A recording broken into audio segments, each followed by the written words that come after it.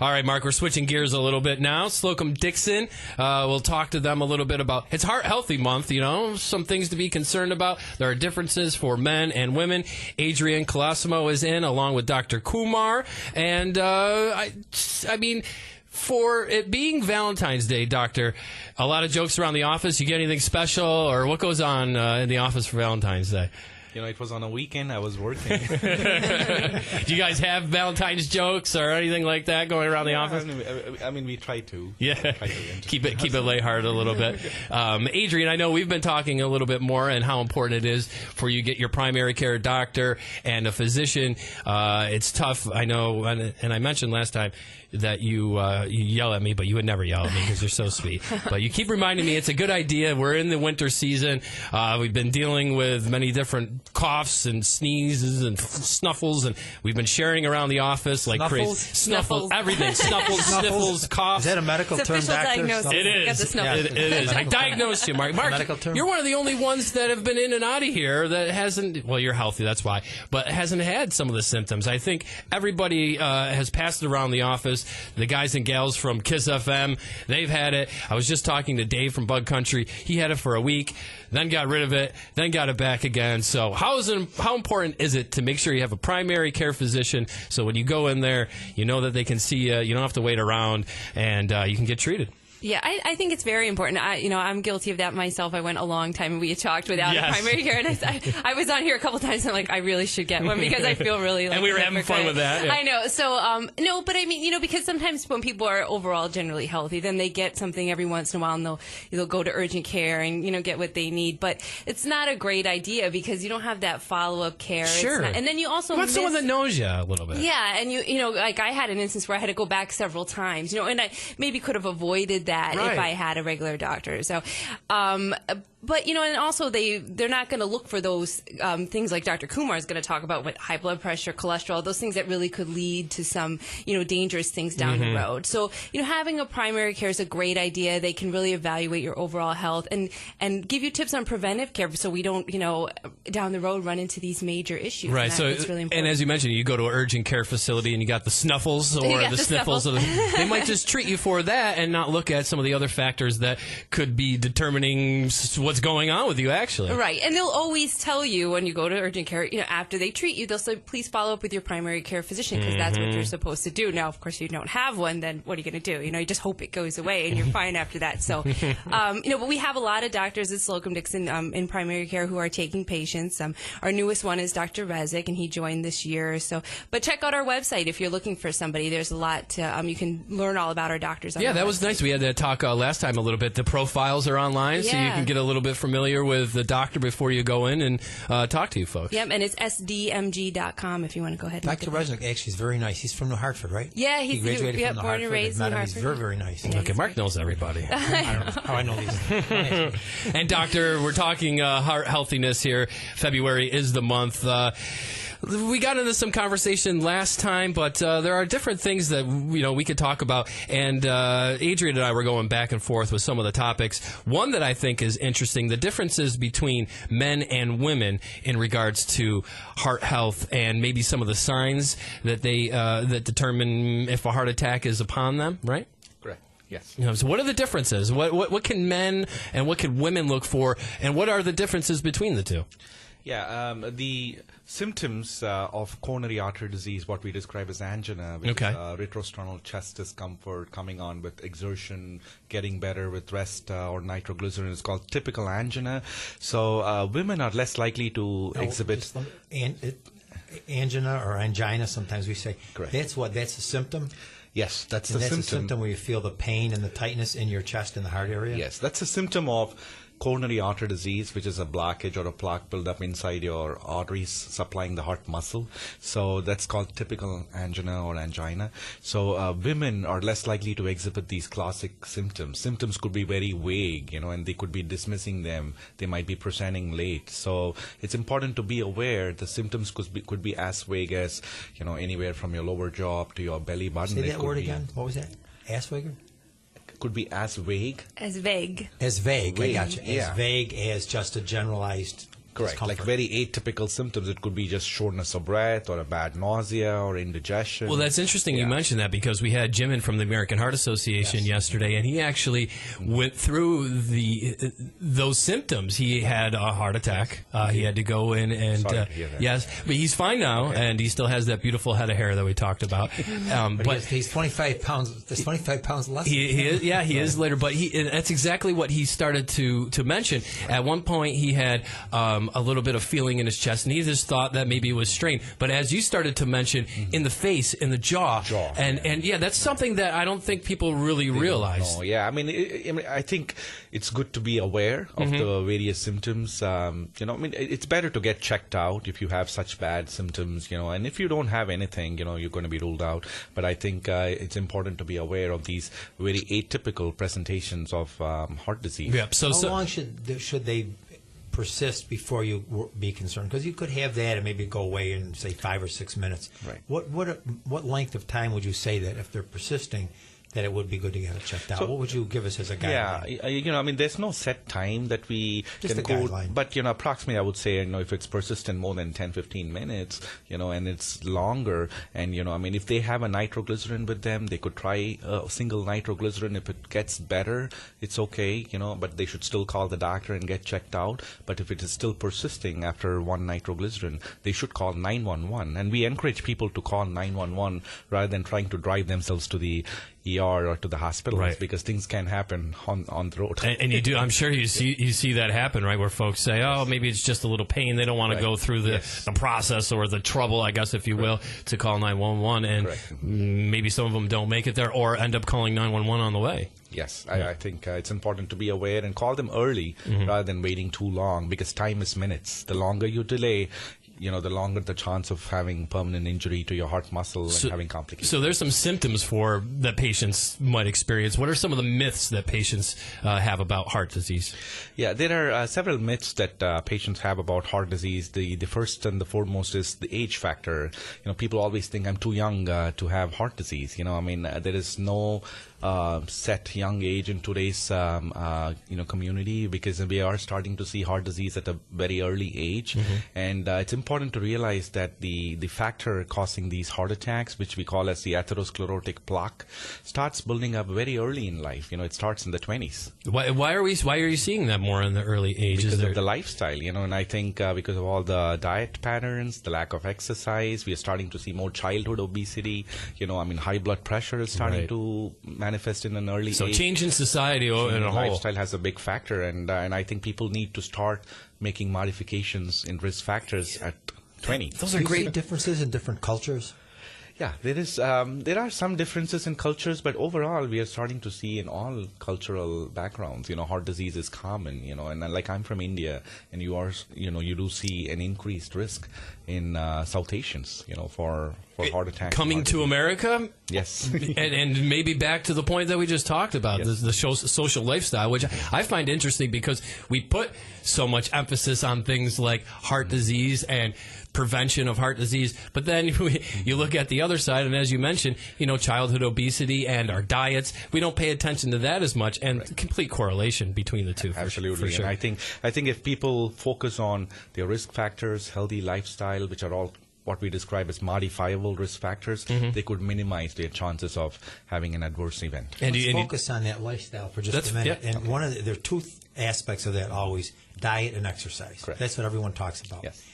In terms of diet, can you share with us some just basic rules that you think people should follow or should live by, or some things that people generally don't understand? For example, some people will say, well, I'm eating low-calorie things, that must be better for me. Or like people say, I'll drink diet soda because that's going to be better than the soda with all the sugar in it. But it may not actually be any better for you. Could you just share some of those things with us? So I think it's important to have a good balanced diet. We're not like just cutting the carbs or cutting your meals. It's important to have a good balanced diet. You should have adequate protein in your diet, and when you adequate carbohydrates, vitamins, minerals through fruits and vegetables. So these all should be included in a diet pattern, and it's important to switch more to the low glycemic foods. When you're looking at carbs, such as what? Give us some examples of switches that you would make that would be from a high glycemic to a low glycemic. Right. So the high glycemic, are like white bread, pasta, rice. You want to switch them. Depending on whatever your eating pattern is. There are modifications like switching more to whole grains. Like you can eat brown rice if you are a right eater, and there are whole grain breads available. Like wheat breads, even cereals. There are whole grain cereals available, and now a lot of cereals are combining whole grain constituents into them. They realize the importance of these, and these whole grains they don't elevate your blood sugars a whole lot, and they have fiber mixed with them, and I think they can keep you full a little longer, and minimizing your frequency or hunger pangs to eat more. What about white potatoes? White potatoes, they do have a high glycemic. And that goes back to the conversation that we were just having as far as the social end of what folks realize or the patterns that they have in life. And I think another interesting point that now you're bringing that up, there are more and more products out there like that are a little bit healthier. Are folks gravitating towards them? I think so. I think if you're starting to be aware a little bit more, they are starting. And if you walk through the grocery aisles, then you could see, clearly it's marked like a lot of more options there. And I think they should just start trying them, and they should start slowly, modifying their food patterns and habits. Talk a little bit about fats. Some fats we should have, and some we shouldn't have. Can you give us the term and then some examples? Yeah, so we'd like to look into what's called the saturated fats, and then try to minimize, the proportion of saturated fats, and going more to unsaturated fats and omega-3, fatty acids have been proven to be more healthier in the long run. So the fat is an important constituent of cholesterol, which is an important player in atherosclerotic plaque buildup. And it's not just the only factor, but it's an important factor. So I think minimizing, I wouldn't say completely avoiding any fat, so a low fat should be But the saturated fat, what would be some examples of saturated, which you said we should avoid, and then the unsaturated, which would be healthier? Right. So the saturated fats, for example, are butter, which is the most common thing that people use. People like butter, don't they? They love butter. But there are alternatives. You could go for I don't want to quote any brands, but there are definite alternatives where you could go for low in saturated fat and high unsaturated fat content as alternatives for butter. Things like nuts, avocados, those are high fat.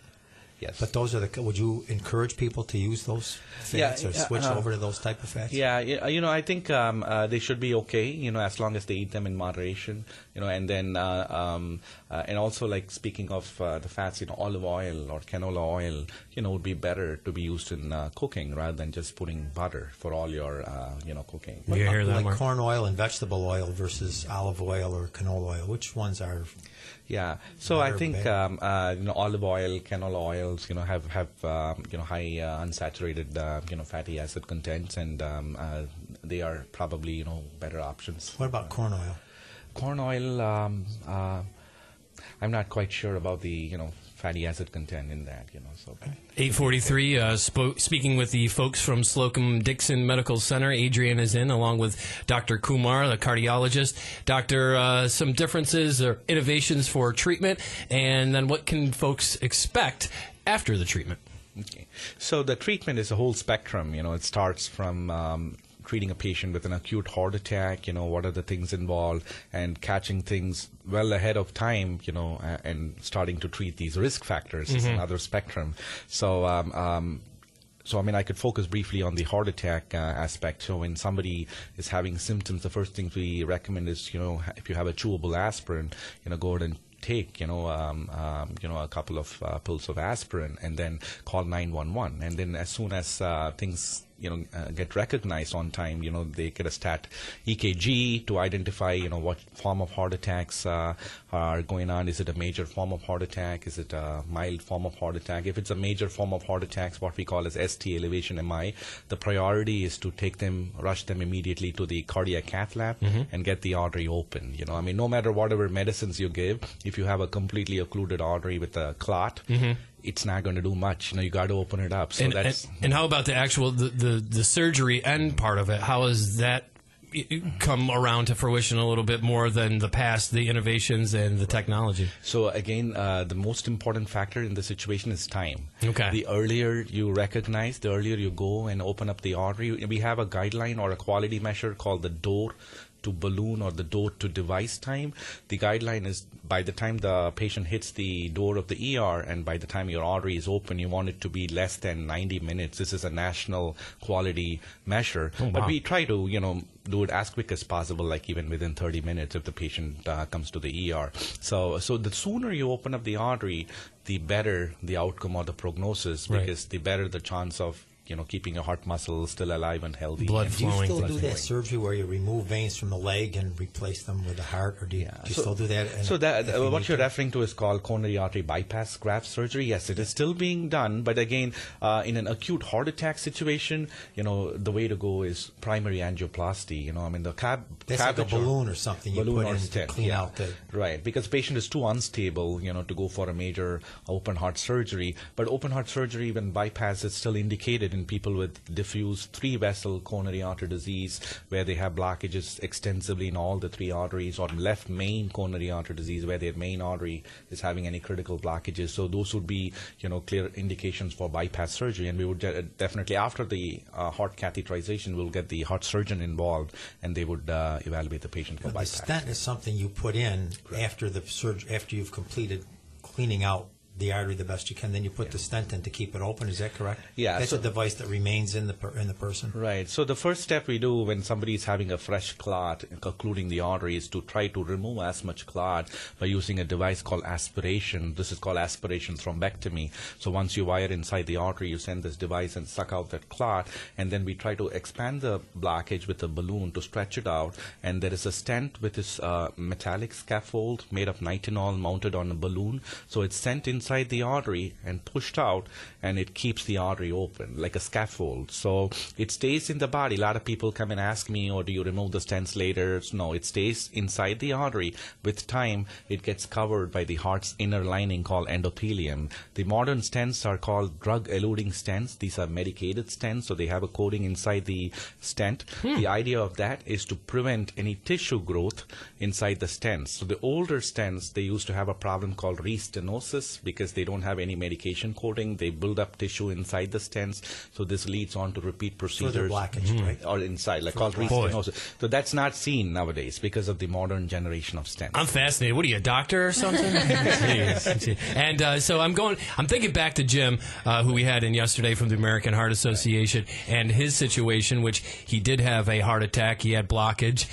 He's back out on his feet, and he's going to participate this year in the Heart Run Walk, something I know that you guys are going to be involved with as far as the expo goes and giving out information. But, like a guy like Jim, is he typical case? What can folks expect after going through a situation and developing heart disease and maybe going through a procedure? What's their life like afterwards? Our goal is for them to return to a normal, healthy life and return to a good quality of life. So, and that's what we want them to, So even if they have a heart attack, we have a program called cardiac rehab, which we recommend all patients to go through. The idea, this is a supervised, exercise training where they could build up their strength and get back to their normal routine. Great. So we want them not to have any restrictions. How important are sleep patterns with respect to the prevention of heart disease? Does it make any difference, the patterns and the amount of sleep people get? Is that a risk factor as well? Yeah, I think it's very important. So these are the basic things, with our day-to-day lifestyle, which adds on to the risk, to aggravate your heart disease incidence. So the sleep apnea is a very, very common, medical condition, which it's clearly under-recognized. A lot of people, they might be thinking that, I'm thin-built, I wouldn't have sleep apnea. It happens only in, obese people. It's not. It's sleep apnea is when people wake up in the night and they can't. Right. They stop breathing, isn't it? So sleep apnea is a condition where when they go to sleep, they have periods where their airway might collapse, and then you may not be breathing for a certain period of time, and you may not be aware of this. Some people snore, but not always. So you can't judge just by snoring. And what this creates imbalance, of oxygen, into your body and high carbon dioxide levels, and this will indirectly affect the sympathetic nervous system, causing high blood pressure.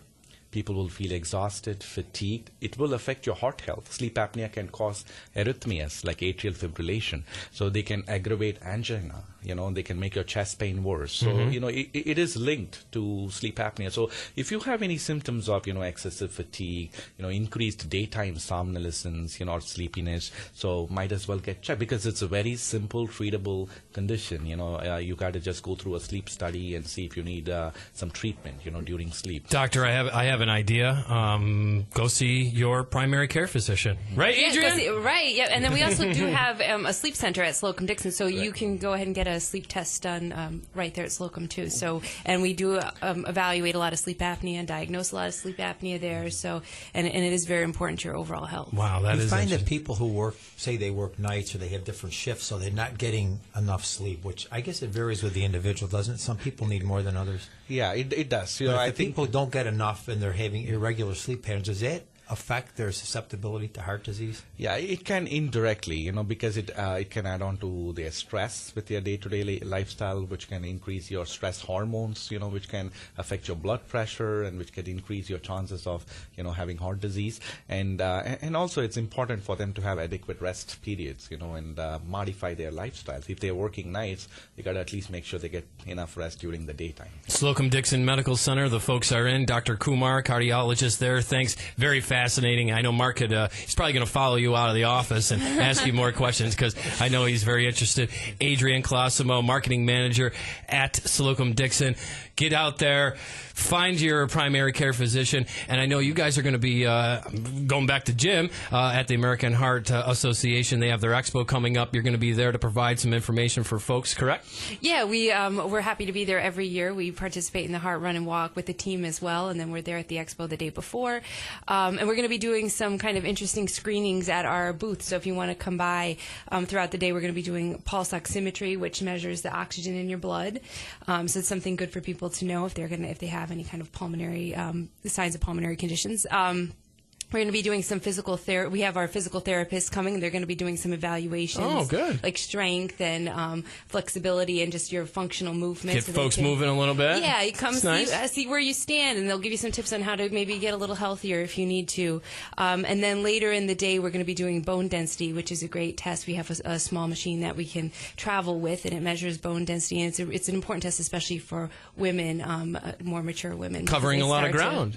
Bone density is so important. That's why older people, who fall, break a hip, they don't heal because their bone density. Correct. They have osteoporosis. With time, with age rather, you lose bone density just as a matter of the aging process. Correct. Yeah.